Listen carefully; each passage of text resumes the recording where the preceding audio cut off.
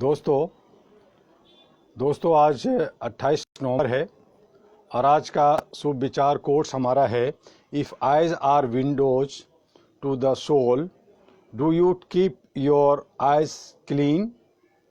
Dirty windows mean you have something to hide. तो इन विचारों के साथ जो मैंने कहा था, बहुत सारी बातें होती हैं, लेकिन हमारी जो मानवाधिकार, भ्रष्टाचार व मानवाधिकार की जो किताब है उसको हम थोड़ा थोड़ा कोर्स आपको सुना रहे हैं, ताकि आप तक हमारी किताबें नहीं पहुंची हैं। हमारी 7 किताबें और 1000 से ज़्यादा जो मैगजीन्स हैं, उन तमाम चीज़ों को हमें आप तक पहुंचाना होता है। और इसलिए हमने एक ये जरिया फेसबुक का लाइव से हमने निकाला है कि आपसे भी बात हो जाती है, हमारे एक दूसरे को हम देख भी लेते हैं। तो इस तरह से ये भ्रष्टाचार कारण व स्वरूप जो हमारे भ्रष्टाचार व ह्यूमन राइट्स की बुक की है, आप बुक्स को मंगाएं या हमारे एरा हेडक्वार्टर में आकर के उसे ले सकते हैं। हमारी 4 वेबसाइट है, 4 वेबसाइट पे भी जाकर के आप बुक्स को पढ़ सकते हैं, उस पर भी डाउनलोड किया हुआ। तो भ्रष्टाचार यानी भ्रष्ट आचरण, भ्रष्टाचार का संधि अगर विच्छेद करने पर करते हैं तो भ्रष्ट प्लस आचरण, भ्रष्ट प्लस जोड़ आचरण शब्द बनते हैं। इसका तात्पर्य यह हुआ कि भ्रष्ट अथवा बिगड़ा हुआ आचरण। भ्रष्टाचार का शाब्दिक अर्थ हुआ कि वह आचरण जो किसी भी प्रकार से समाज के लिए अनैतिक व अनुचित हो। स्वीकृत मूल्यों के विरुद्ध आचरण को भ्रष्टाचार कहते हैं। वर्तमान समय में भ्रष्टाचार मानव का सबसे बड़ा शत्रु है। विडंबना है कि भ्रष्टाचार रूपी दानव मानव द्वारा ही रचा गया है और यही अब मानव के लिए भस्मासुर साबित होता जा रहा है। माना जाता है कि सफलता व ताकत प्राप्त करने, संसाधनों के अधिक से अधिक फायदे के लिए किए जाने वाले बेजा इस्तेमाल को भ्रष्टाचार कहा जाता है। भ्रष्टाचार सिर्फ इतना ही नहीं है, भ्रष्टाचार की परिभाषा का दायरा बहुत बड़ा है। अगर सटीक शब्दों में कहा जाए तो स्थापित मूल्यों और समाज द्वारा स्वीकृत मापदंडों के विरुद्ध किए जाने वाले कार्यों को भ्रष्टाचार कहा जाता है। भ्रष्टाचार कई प्रकार के होते हैं। भ्रष्टाचार से तंत्र कमजोर पड़ता है, सुशासन के बदले लोग कुशासन के मार्ग पर चल पड़ते हैं। भ्रष्टाचार से विकास का मार्ग अवरुद्ध होता है। भ्रष्टाचार आपसी विश्वास को समाप्त करता है। भ्रष्टाचार से लोगों के मन में निराशा का जन्म होता है, जिससे व्यक्ति क्षुब्ध होता है, उसके काम करने की क्षमता प्रभावित होती है। भ्रष्टाचार से किसी भी समाज की सृजनात्मकता पर असर पड़ता है। भ्रष्टाचार के कारण ही कुशासन का जन्म होता है, अराजकता और जंगल राज की स्थिति पैदा होती है और आगे चलकर ये स्थिति देश की सुरक्षा के लिए खतरनाक बन जाती है। जिस अनुपात में देश व समाज में भ्रष्टाचार बढ़ता है, उसी अनुपात में मानवाधिकारों के उल्लंघन की घटना भी बढ़ जाती है। ऐसे में मानवाधिकारों के प्रति लोगों में को सचेत करने के लिए चलाए जाने वाले आंदोलन को भी क्षति पहुंचती है। भ्रष्टाचार से जहां मानवाधिकारों को ठेस पहुंचती है, वहीं यह मानवता के लिए अत्यंत ही घातक है। भ्रष्टाचार से सबसे ज्यादा परेशान गरीब होता है। गरीब देश और विकासशील देशों के लिए भ्रष्टाचार आज सबसे बड़ी रुकावट बन चुकी है। जिन देशों में लोकतंत्र कमजोर है, सैनिक शासन है या अस्थिरता है, उन देशों में भ्रष्टाचार बहुत ही विभत्स रूप से समाज के हर वर्ग को जकड़ चुका है। इसी वजह से आज दुनिया के तमाम देशों में मानव के विरुद्ध विभिन्न तरह के अपराध भी बढ़ रहे हैं। पक्षपात, महिला उत्पीड़न, बाल मजदूरी, बंधुआ मजदूरी, रंग भेद, अन्याय जैसी घटनाएं उन देशों में ज्यादा है जहां पर भ्रष्टाचार की वजह से शासन कमजोर हो चुका है। भ्रष्टाचार हमारे लिए व हमारे समाज के लिए एक बदनुमा धब्बा है। आज हम अपने आप को ज्यादा सुसभ, ज्यादा पढ़ा लिखा, ज्यादा समझदार और ज्यादा विकसित समझने लगे हैं। मानव की विकास यात्रा के साथ साथ भ्रष्टाचार की यात्रा भी चल रही है। दोनों एक दूसरे के समानांतर चल रहे हैं। ऐसा लगता है कि आगे चलकर भ्रष्टाचार काफी आगे निकल जाएगा और विकास बिल्कुल पीछे रह जाएगा। यह स्थिति किसी भी सब समाज के लिए अत्यंत ही पीड़ादायक होती है। भ्रष्टाचार को पूरी दुनिया में लगभग मौन स्वीकृति मिल चुकी है। भ्रष्टाचार के लिए लोगों की मौन स्वीकृति ही बहुत बड़ी विडंबना है। बदले हुए परिवेश में भ्रष्टाचार को समाप्त करने या इसे समूल नष्ट करने पर पूरे समाज को वे विश्व की समस्त सरकार को जितना ध्यान देना चाहिए उतना नहीं दिया जा रहा है। यही कारण है कि इस भ्रष्टाचार अमर बेल की तरफ बढ़ती जा रही है। अजीब बात है कि किसी सरकारी कार्यालय में घूस लेने वाला व्यक्ति बाद में भ्रष्टाचार के तरीकों से ही छूट जाता है।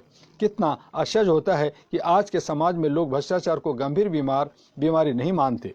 बदलते हुए परिवेश में मनुष्य की प्रवृत्ति ही बदलती जा रही है। ऐसे में वह समाज में किसी से पीछे न रह जाए, इसलिए कोई भी तरीका अपनाकर आगे बढ़ना चाहता है। इस तरह की सोच ज़्यादातर लोगों ने अपना ही ली है। किसी छोटे नगर, कस्बे, बड़े नगर या महानगरों में बनी कॉलोनियों में रहने वाले लोग जब आपस में मिलते हैं तो एक दूसरे के स्तर के बारे में बात करते हैं। लोग यह नहीं बात करते कि कैसे समाज से भ्रष्टाचार को दूर किया जाए। बगल में किसी के पास कोई कार आ जाती है तो उसी स्तर का पड़ोसी भी कार लेने की बात सोचने लगता है। उसके इस परिवार के लोग भी उस पर दबाव डालने लगते हैं। जोड़ तोड़ करके वह व्यक्ति भी कार खरीद ही लेता है, भले ही उसे किस्तों पर क्यों न लेनी पड़े। इसी तरह से बहुत सी चीज़ें समाज में एक दूसरे को दिखाने के लिए हो रही है। इस भौतिकवाद युग में कोई किसी से पीछे न रह जाए, इसके लिए वह हर संभव तरीका अपनाता है। इसके लिए उसे तमाम स्थापित मापदंडों को भी अब लांघने में संकोच नहीं होता। भ्रष्टाचार की शुरुआत यहीं से होती है। यहीं से भ्रष्टाचार नामक असुर का जन्म होता है। यह भ्रष्टाचार का छोटा स्वरूप होता है। जन्म लेने के बाद भ्रष्टाचार गलत तरीकों द्वारा ही सींचा जाता है और आगे चलकर यह भ्रष्टाचार का बड़ा वृक्ष बन जाता है। भारत हो, पाकिस्तान हो, अमेरिका हो, ग्रेट ब्रिटेन हो, ऑस्ट्रेलिया हो, कनाडा हो, स्विट्जरलैंड हो, ब्राज़ील हो, फिलीपींस हो या श्रीलंका, नेपाल हो, जर्मनी हो, स्पेन हो, इंडोनेशिया हो, मलेशिया हो या दुनिया के कोई भी देश हो, हर जगह भ्रष्टाचार से लोग परेशान हैं। आज मानव दोहरी जिंदगी जीने लगा है। एक तरफ वह भ्रष्टाचार के खिलाफ बोलता है और दूसरी तरफ किसी न किसी बहाने, किसी न किसी रूप में वह भी भ्रष्टाचार को बढ़ावा देने में लगा रहता है। भ्रष्टाचार अब मनुष्य के जीवन का आवश्यक अंग बनता जा रहा है। छोटी छोटी बातों पर झूठ बोल देना, डींगे हाँकना ज्यादातर मनुष्य की आदत बनती जा रही है। मनुष्य मजाक में भी भ्रष्टाचार को बढ़ावा देता है और गंभीर होकर भी भ्रष्टाचार में लिप्त रहता है। यह हो सकता है कि कुछ मनुष्य तंत्र के मकड़जाल में जकड़े होने के नाते जाने अनजाने में भ्रष्टाचार को बढ़ावा दे रहे हैं, तो कुछ लोग जानबूझकर और ज्यादा धन कमाने, यश प्राप्त करने, नाम कमाने के लिए भ्रष्टाचार को बढ़ावा देने में लगे रहते हैं। भ्रष्टाचार आज घरों में से शुरू होकर धार्मिक स्थलों, न्यायपालिका, कार्यपालिका, विधायिका तक पहुंच चुका है। एक गरीब आदमी से लेकर उच्च पद पर बैठा व्यक्ति सब किसी न किसी बहाने जाने अनजाने भ्रष्टाचार को बढ़ावा देने में लगे हैं। हमारे एक पूर्व प्रधानमंत्री ने कुछ दशक पहले कहा था कि केंद्र सरकार द्वारा जनता के कल्याण के लिए भेजा जाने वाला 1 रुपया अपने गंतव्य तक पहुंचते पहुंचते मात्र 15 पैसे ही रह जाता है। यह कितनी बड़ी स्वीकारोक्ति है। देश का एक प्रधानमंत्री जब यह बात कहता है कि 85% भाग भ्रष्टाचार की भेंट चढ़ जाता है, सिर्फ 15% ही मूल स्थान तक पहुंच पाता है, इससे आसानी से समझा जा सकता है कि हमारी व्यवस्था कितनी सड़ चुकी है। व्यवस्था की सड़ांत का असर पूरे समाज पर भी दिख रहा है। भ्रष्टाचार की शुरुआत घर से होती है। एक छोटा सा बच्चा भ्रष्टाचार की बातें अपने घर से ही सीखता है। झूठ बोलना, फरेब करना, किसी को बेवकूफ़ बनाना, अपना काम निकालने के लिए किसी को उल्लू बनाना, एक दूसरे को नीचा दिखाना, किसी भी फप्तियाँ कसना, यह सब एक छोटा बच्चा अपने घर पर ही देखता है और सीखता है। भ्रष्टाचार का अब आशय सिर्फ धन से ही नहीं जुड़ा हुआ है, यह जीवन के तमाम पहलुओं से जुड़ा है। यह आचरण का प्रश्न है। यदि क्रम से ही आचरण पर विशेष ध्यान दिया जाए तो भ्रष्टाचार का जन्म ही नहीं हो सकता। प्रायः देखा गया है कि हम घर में रहते हैं और हमें किसी से मिलने की इच्छा नहीं होती या उस व्यक्ति से मिलना नहीं चाहते जो हमें बुलाने आया है, तो ऐसी स्थिति में हम अपने बच्चे से कहवा देते हैं कि वह कह दो हम नहीं हैं। बच्चा आसानी से जाकर आगंतुक से कहकर चला जाता है कि पिताजी या पापा घर पर नहीं है। यह अत्यंत सहज बात है जिसे बच्चे ने आसानी से जाकर अपने पिता की बात बाहर कह दी। यही बच्चा जब समझदार होता है तो वह महसूस करने लगता है कि पिताजी ने घर पर रहते हुए मेरे माध्यम से झूठ बोला था, तो हम खुद क्यों ना ऐसा करें। ऐसे में बच्चा भी झूठ बोलने की बात को सहजता से लेने लगता है और झूठ बोलना उसकी आदत में शुमार हो जाता है। यहीं पर उस बच्चे के अंदर स्थापित मूल्यों के खिलाफ कार्य करने की जिज्ञासा उत्पन्न हुई और वह उसे आसानी से कर भी देता है। इसी को भ्रष्ट आचरण कहते हैं। यह बच्चे के लिए बहुत छोटी बात है। बाल्यावस्था में वह इस बात की बारीकी से को समझ नहीं पाता। धीरे धीरे इसी तरह का आचरण उसके मन और मस्तिष्क पर सवार हो जाता है। और वह छोटी छोटी चीज़ों के लिए भ्रष्ट आचरण का सहारा लेने लगता है। कभी कभी वह झूठ बोलता है, कभी वह घर में छोटी चोरी करता है, कभी वह स्कूल जाने के लिए बहाना बनाता है, कभी स्कूल जाकर जल्दी लौट आने का बहाना करता है, कभी लुभावनी चीज़ों के लिए जिद करने लगता है, माता पिता को ब्लैकमेल करने की कोशिश करता है। यही आदतें धीरे धीरे उसके आचरण में शुमार हो जाती है। यहीं से बच्चे के अंदर भ्रष्ट आचरण का जन्म होता है। शैशव काल में भ्रष्ट आचरण करके आत्म संतुष्टि प्राप्त करता है। माँ बाप यह जानकर भी कि बच्चा उसके साथ झूठ बोल रहा है, फरेब कर रहा है, उन्हें ब्लैकमेल कर रहा है, उसे अपना बच्चा समझकर माफ कर देते हैं। कुछ अभिभावक तो समय के अभाव की वजह से बच्चों को इस तरह के आचरण पर ध्यान नहीं दे पाते। कुछ अभिभावक बच्चों के वो तत्काल कुछ समझा बुझाकर शांत हो जाते हैं। तो इसी अभिभावकों का यह भी कहना है कि चलो इस बात जो हुआ सो हुआ, आगे हम इसकी बात नहीं करेंगे और इसकी गंदी आदतों को छुड़ाएंगे, पर वे ऐसा कर नहीं पाते।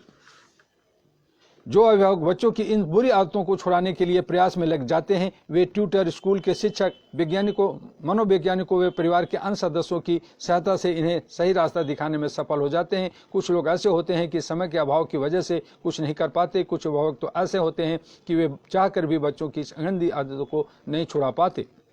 भ्रष्टाचार का बीजारोपण घर में ही होता है। लाड प्यार या दुलार में कुछ बच्चे अपने माता पिता को किसी चीज के लिए ब्लैकमेल करते हैं, तो इसी पर अभिभावक को तत्काल सचेत होना चाहिए। इसी के साथ ही ये किसी भी चीज के लिए बच्चा जिद करने लगे, झूठ बोलने लगे, छोटी छोटी चोरियां करने लगे, तो भी अभिभावक को सचेत होना चाहिए।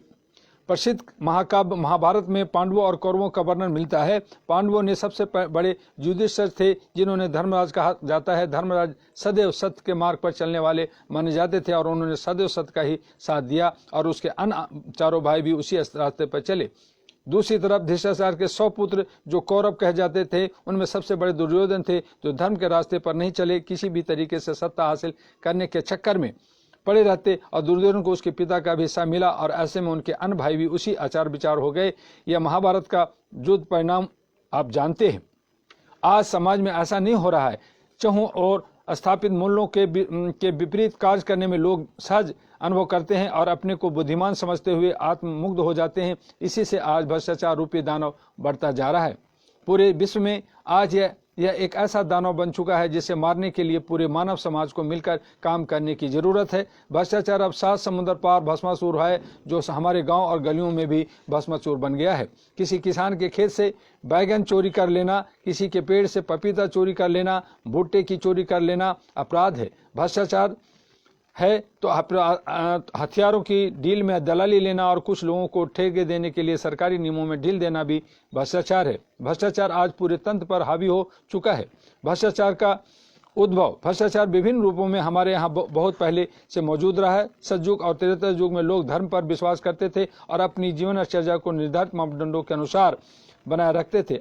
जो लोग सत्य के मार्ग पर चला करते थे, ऐसे में सतयुग और त्रेता में धार्मिक प्रधानता होने की वजह से बुराइयां नाम मात्र की थी। वर्णित कथाओं के अनुसार जो भी बुराइयां पहले समाज में पाई जाती थी, वे ज्यादातर दैत्यों में पाई जाती थी। मानव और देवता बुराइयों से बहुत दूर रहा करते थे।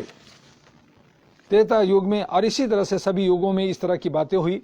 आगे हम और भी बहुत सारी इस पे बात करेंगे। आज बस इतना ही। और हम आपसे ये कहना चाहेंगे कि आज हमारे जो मनुष्य हैं, मानव हैं, वो जो है मानव अपने को सत्यवादी और साधु कहता है, मानता है। और जो लोग गलत भ्रष्टाचार में या गलत आचरण रखते हैं, उसको हम दैत्य या जो हम उसको जो है शैतान कहते हैं। शैतान आज हमारे बीच में बहुत हावी हो चुका है, उनकी संख्या बढ़ गई है और इसीलिए कहते हैं कि ये कलयुग है। और कलयुग में राज जो है वो जो है शैतानों का और हैवानों का और उनके चलते हैं। और उसमें जितने लोग हैं वो सभी के सभी 99.99% लोग जो है शैतान के कब्जे में आ गए हैं, उनके मकर जाल में फंस चुके हैं और सभी शैतानी हरकतें करते हैं। उसी को हम चाहे अंधभक्त कहें, चाहे हम जो है आस्था में डूबे हुए लोग कहें, जो इस तरह से बहुत सारी बातें आती है, तो वो सारी हैं। लेकिन जो सच्चे और अच्छे लोग हैं, जो समझदार हैं, वो जो है 0.01% हैं और वो बहुत ही शांत स्वभाव के लोग हैं। और उसी वजह से ये पृथ्वी, ये जो समाज जो टिका हुआ है, बाकी लोग जो है एक दूसरे को मारने तोड़ने में लगे हुए हैं। हम सभी मानवीय मूल्यों को स्थापित करने वाले मानवाधिकार के, ह्यूमन राइट्स के जो सदस्य और पदाधिकारी हैं, उन सभी को सचेत होकर करके हमें आगे बढ़ना चाहिए। और इसके लिए आप जो है हमसे प्रतिदिन 1 बजे फेसबुक लाइव पे आप हमसे संपर्क करें। 10 दिसंबर को हम यूट्यूब से आपको जो है 1 घंटे का 1 से 2 बजे तक का हमारा जो है उसमें कई कार्यक्रम होंगे, जिसको वर्चुअल कार्यक्रम कहते हैं, वो हम लोग करेंगे और उसके बारे में भी हम आगे आपको बताएंगे। आज बस इतना ही। आपका डॉक्टर अहमद हुआ। जय हिंद, जय भारत, नमस्कार।